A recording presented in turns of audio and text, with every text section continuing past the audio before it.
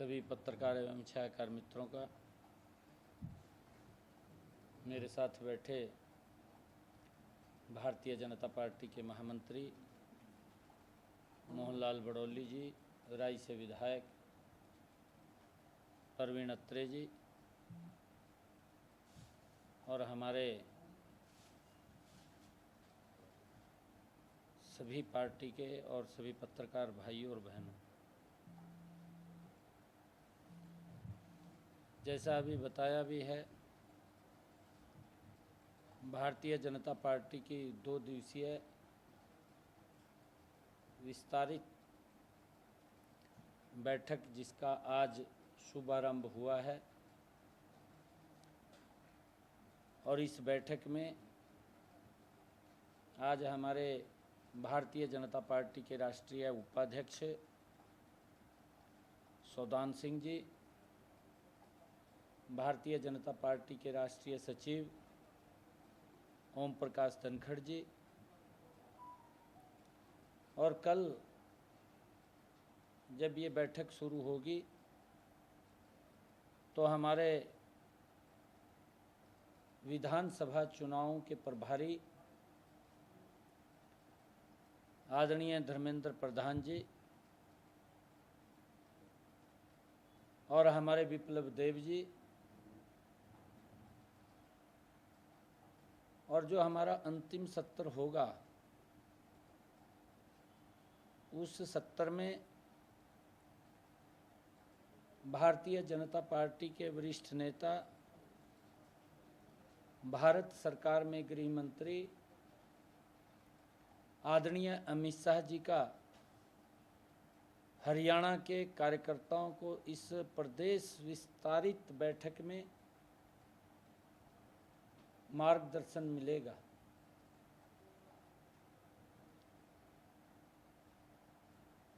और इस बैठक में क्योंकि हम लोकसभा चुनावों से आए हैं और विधानसभा चुनाव हमारी दहलीज के ऊपर खड़े हैं,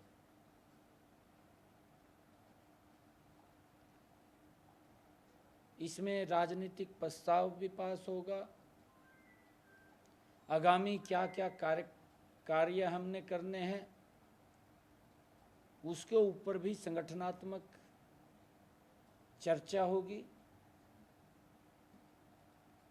हमारी केंद्र सरकार और प्रदेश सरकार ने जनहित में लगातार क्या क्या कदम उठाए हैं उनको लेकर के भी चर्चा होगी।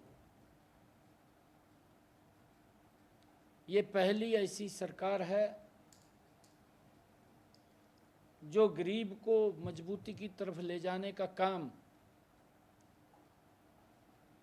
जिसके मूल भावना में अंत्योदय है, गरीब व्यक्ति को आगे बढ़ाने का काम 10 वर्षों में हमारी डबल इंजन की सरकार ने किया है। हमारी सरकार हरियाणा की समान रूप से विकास उसको लेकर के कमिटमेंट है। बिना भेदभाव के युवाओं को रोजगार, इस बात को हमारी सरकार ने युवाओं में एक विश्वास बढ़ाया है और लोगों तक, अंतिम व्यक्ति तक जो सरकार की लाभ पहुंचे हैं और लगातार सरकार गति से उनकी डिलीवरी कर रही है। इस कमिटमेंट के साथ कि जो कार्य किए हैं, केंद्रीय नेतृत्व का जो मार्गदर्शन प्राप्त होगा और जो आदरणीय नरेंद्र मोदी जी ने देश में बड़े मैंडेट के साथ तीसरी बार शपथ लिया है। पहली बार आज़ादी के बाद ये सरकार गरीब के हितों के ऊपर 100% खरा उतरी है। मोदी जी की जो सरकार का ध्येय रहा है, उनकी सरकार के अंदर अंत्योदय की भावना झलकती है। देश को सशक्त, प्रदेश को सशक्त पिछले 10 वर्षों में हमारी डबल इंजन की सरकार ने किया है। और जैसा भी मार्गदर्शन केंद्रीय नेतृत्व का होगा, पूरे इस हरियाणा प्रदेश के अंदर जिस प्रकार से नरेंद्र मोदी जी ने तीसरी बार शपथ लिया है, आदरणीय प्रधानमंत्री नरेंद्र मोदी जी के ही मार्गदर्शन में हरियाणा में भी हम बड़े मैंडेट के साथ तीसरी बार सरकार भारतीय जनता पार्टी की बनेगी। कांग्रेस और उसके घमंडिया गठबंधन के सहयोगियों ने जिस प्रकार से झूठ का सहारा लेकर के वो सरकार को रोकने में लगे हुए थे, परंतु कांग्रेस और घमंडिया गठबंधन उसमें नाकामयाब रहा है। मोदी जी बहुत बड़े मैंडेट के साथ तीसरी बार देश के प्रधान सेवक के रूप में शपथ लिया है। आदरणीय प्रधानमंत्री जी का जो संकल्प है कि भारत विकसित राष्ट्र बनेगा, हरियाणा भी आदरणीय मोदी जी के उस संकल्प के साथ कंधे से कंधा मिला करके उसमें बड़ा योगदान देने का काम करेगा। उसी को लेकर के, क्योंकि आने वाला जो समय है वो हरियाणा विधानसभा में चुनाव हमारे सामने हैं और केंद्रीय नेतृत्व जो भी हमें दिशा निर्देश देगा, बड़े मैंडेट के साथ हरियाणा में तीसरी बार सरकार बनाएंगे। चुनौती समझते हैं कि कांग्रेस से, क्योंकि बराबर लगभग परसेंटेज विधानसभा के वो लोकसभा में रहा है। नहीं, बराबर नहीं रहा, भारतीय जनता पार्टी का ज़्यादा रहा है। भारतीय जनता पार्टी का ज़्यादा रहा है। और मैं एक बात और स्पष्ट करना चाहता हूं, नरेंद्र मोदी जी ने तीसरी बार प्रधान सेवक के रूप में शपथ लिया है। कांग्रेस ने तो इसको लेकर के भी एक लोगों के बीच में भ्रम की स्थिति पैदा करने की कोशिश की है कि भाई हम सबसे बड़े दल के रूप में हैं। परंतु अगर हम देखें, नरेंद्र मोदी जी ने बड़े मैंडेट के साथ तीसरी बार शपथ लिया है। कांग्रेस तीसरी बार में भी 3 डिजिट क्रॉस नहीं कर पाई। वो आज भी 2014 में 2 डिजिट पे थी, 2024 में भी वो 2 डिजिट पे ही है, उसमें कोई बदलाव नहीं हुआ और ये आगे भी इसमें कोई बदलाव होने वाला नहीं है, क्योंकि देश और प्रदेश की जनता विकास चाहती है। ये लोग झूठ परोसने का काम करते हैं। इन्होंने इस प्रकार की बातें फैलाने का काम किया है, झूठ फैलाने का काम किया है, गति से फैलाया भी है और कहा कि मोदी जी आएंगे तो संविधान को समाप्त कर देंगे। मुझे तो आश्चर्य होता है कि जिन लोगों ने उस पवित्र संविधान की और भारत रत्न डॉक्टर भीमराव अंबेडकर जी के सम्मान को तार तार करने का काम किया है, वो लोग आज भी उस पवित्र संविधान को उठा करके उसका अपमान करने का काम कर रहे हैं। जो लोग संविधान के अनुरूप जिन्होंने काम नहीं किया,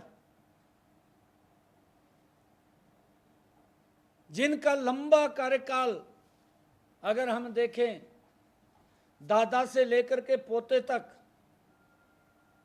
जितना भी कार्यकाल देश के सामने रहा है, इनके कार्यकाल में ऐसा कोई भी कार्यकाल नहीं रहा जब इस पवित्र संविधान का अपमान ना किया गया हो। इन्होंने संविधान का तो अपमान किया ही है, परंतु संवैधानिक पीठों का भी सम्मान नहीं दिया। और ये नकाब ये देश के सामने इन लोगों का उतर रहा है। लोग समझ रहे हैं ये तो झूठों का टोला इकट्ठा हो रहा है, और ये टोला लोगों में झूठ फैलाने का काम करता, काम की तरफ नहीं झूठ की तरफ रहती है नजरें, भ्रष्टाचार की तरफ इनकी नजरें रहती हैं, विकास की तरफ नहीं रहती। मैंने कहा है कि लगातार कांग्रेस 2 डिजिट में ही खड़ी है, और हरियाणा के अंदर भी भारतीय जनता पार्टी बहुत बड़े मैंडेट के साथ तीसरी बार हरियाणा में मजबूत सरकार बनाएगी। सर, पिछले 10-12 दिन की बात करें तो 2 बैठकें अमित शाह जी आप लोगों के साथ दिल्ली में कर चुके हैं, कल बड़ी बैठक कर रहे हैं। उनकी रणनीति का कितना फायदा होगा? और सर, जो राजनीतिक प्रस्ताव रहेगा, राजनीतिक प्रस्ताव में क्या कुछ रह सकता है? वो कल बताएंगे आपको, बिल्कुल बताएंगे। एक आपने ये जो सेल्फ डिक्लेरेशन का बोला है, जो परिवार पहचान पत्र में इनकम को लेकर, ये कब से शुरू हो जाएगा? नहीं, ये शुरू हो गया है, ये शुरू हो चुका है, उसके आदेश दे दिए गए हैं। क्योंकि इस प्रकार की समस्याएं आ रही थी हमारे सामने, लोग घूम रहे थे कि मेरे तो इनकम इसके अंदर गलत भरी गई है, और हमने पीछे भी इस बात को लेकर के अधिकारियों को कहा था। आदरणीय मनोहर लाल जी ने भी, क्योंकि जैसे जैसे जनसंवाद के कार्यक्रम गांव के अंदर चले थे, उसके अंदर भी उसको ठीक किया गया था।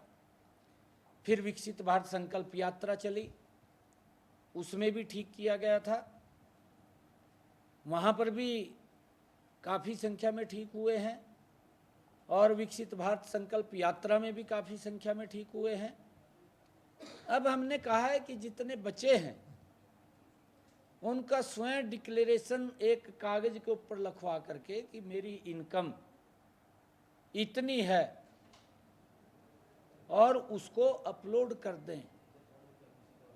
फिर अगर कोई उसके अंदर दिक्कत है, कोई बात है तो देखें, परंतु अगर कोई व्यक्ति ये बोलता है कि मेरी इनकम कम है और गलती से भरी गई है, उसको तुरंत ठीक करें। उसके बाद ये मान लिया जाए कि विधानसभा चुनाव का बीजेपी ने श्री गणेश कर दिया है, बिल्कुल टूट दिया है।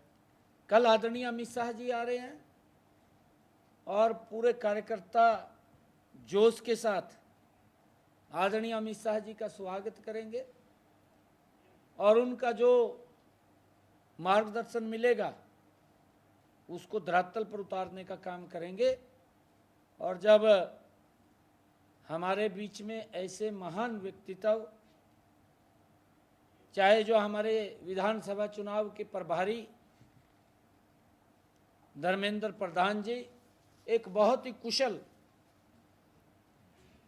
वो संगठन करता है,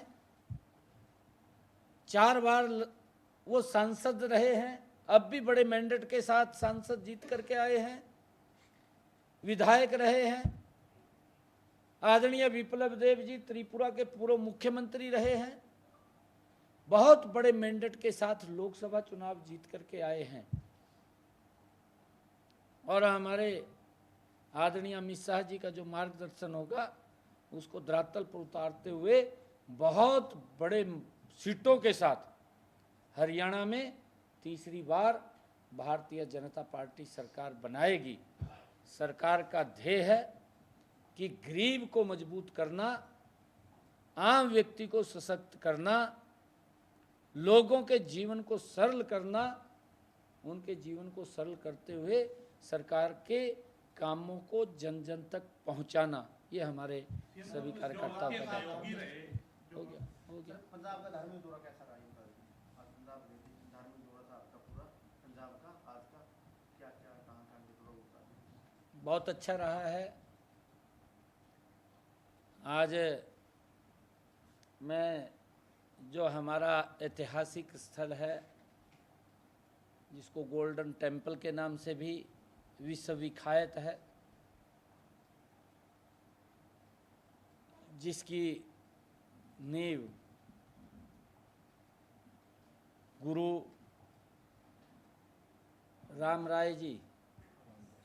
रामदास जी ने जिसकी उस पवित्र नींव को रखा है, और जो गुरुओं की वाणी भी है,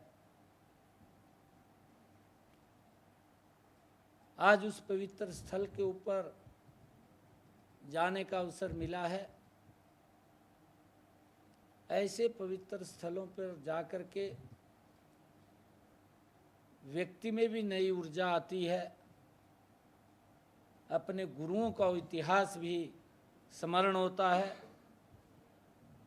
और हमने उस पवित्र स्थल से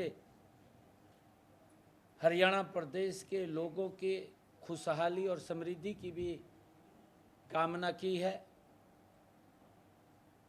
अच्छा कार्य वहाँ पर जाने का